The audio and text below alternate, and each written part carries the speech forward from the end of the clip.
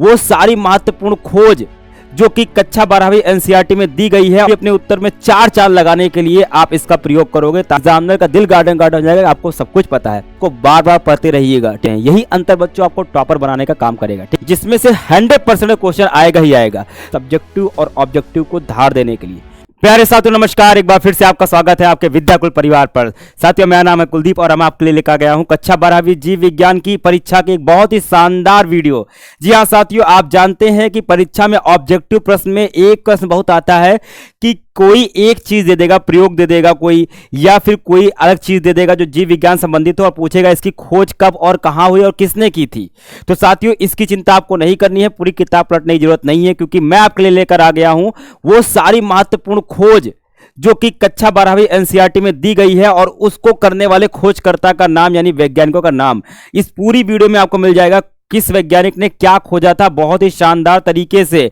तो इस वीडियो को देखने के बाद आपकी ये प्रॉब्लम एक नंबर वाली खत्म हो जाएगी और साथ ही साथ जब आप सब्जेक्टिव में उत्तर लिखोगे तो वहां भी अपने उत्तर में चार चांद लगाने के लिए आप इसका प्रयोग करोगे, ताकि एग्जाम को पता चल जाए कि आपको आपके विषय का बहुत अच्छा नॉलेज है और आपके कॉन्सेप्ट एकदम क्रिस्टल क्लियर हैं।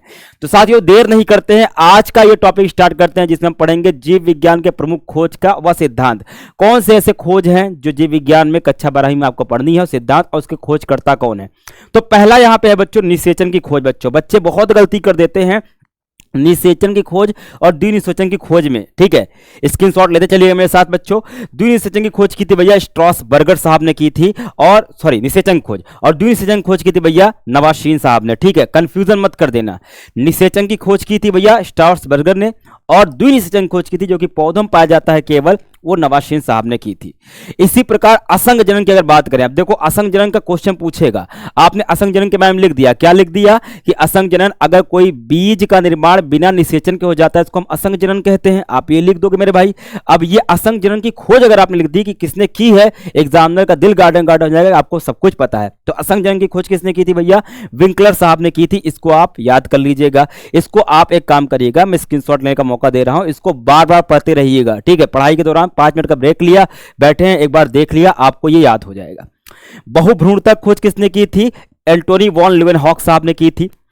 लीडिंग कोष का खोज किसने की थी? फ्रांज वॉन लीडिंग की बात की थी। अब देखो भैया सोचो, आपसे पूछा टेस्टोस्टेरोन का श्रावण कहां से होता है, आपने लिख दिया कि टेस्टोस्टेरोन का श्रावण कहां से होता है? लीडिंग कोशिका से। और वहीं पर अगर स्टार लगा करके एक बात और लिख दी, क्या कि फ्रांज वॉन लीडिंग नाम के साइंटिस्ट ने इसकी खोज की थी। बताओ, एग्जामिनर तो एकदम खुद से पागल हो जाएगा कि क्या बात है, बच्चों को यही पता है कि खोज किसने की थी।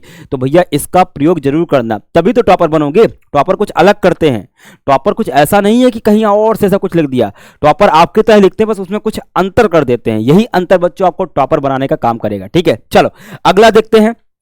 अगले वैज्ञानिक की बात करें तो सर्टोली कोशिका, जिसमें से 100% क्वेश्चन आएगा ही आएगा।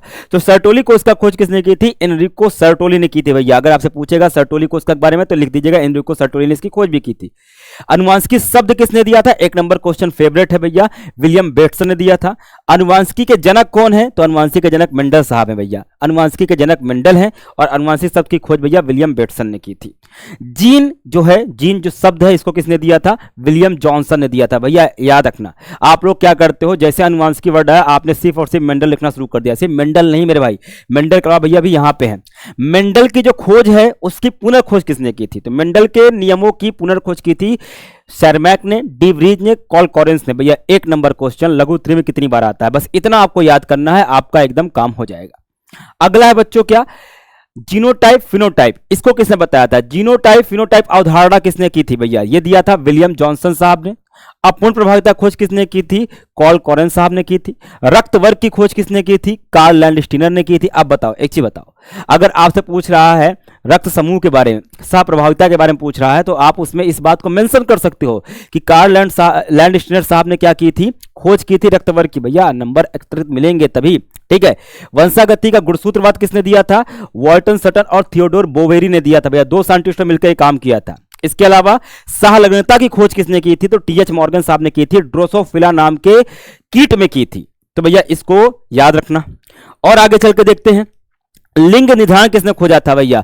लिंग निर्धारण से कोई ना कोई क्वेश्चन आएगा ही आएगा। अब वो क्वेश्चन क्या हो सकता है, चाहे पूछ रहा है मनुष्य में, चाहे पूछ रहा है एक्सो यानी कीट में, चाहे पूछ रहा है मधुमक्खी के बारे में, कहीं ना कहीं पूछेगा।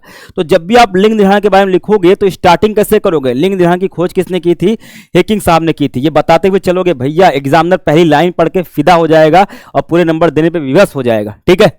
उत्परिवर्तन की खोज किसने की थी? ह्यूगो डी वरीज ने की थी। डाउन सिंड्रोम की खोज किसने की थी? लैंगडम डाउन ने की थी।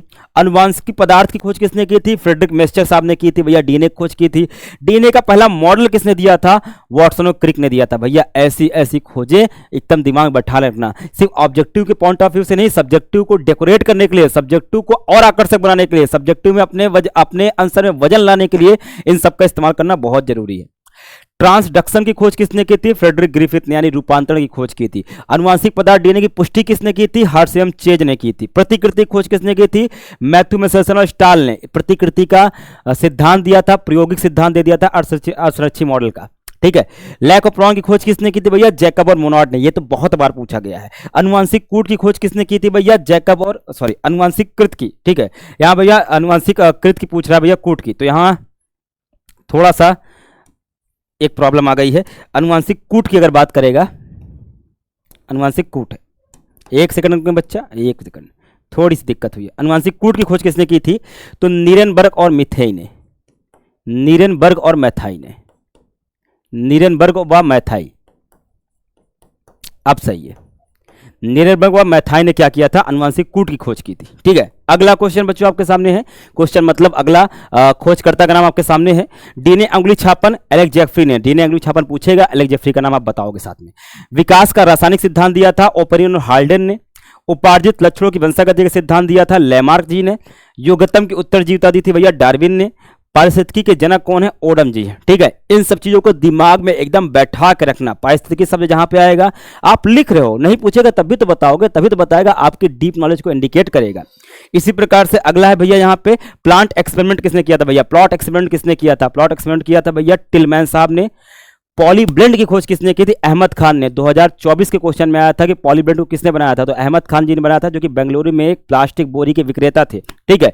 प्रतिजैविक की खोज किसने थी? किसी अलेक्जेंडर फ्लेमिंग ने की थी बच्चों। तो ये है वो महत्वपूर्ण, जी हाँ साथियों, ये है वो महत्वपूर्ण खोजें और ये है उनके खोजकर्ता के नाम। बच्चों इतना आपके दिमाग में होना ही चाहिए।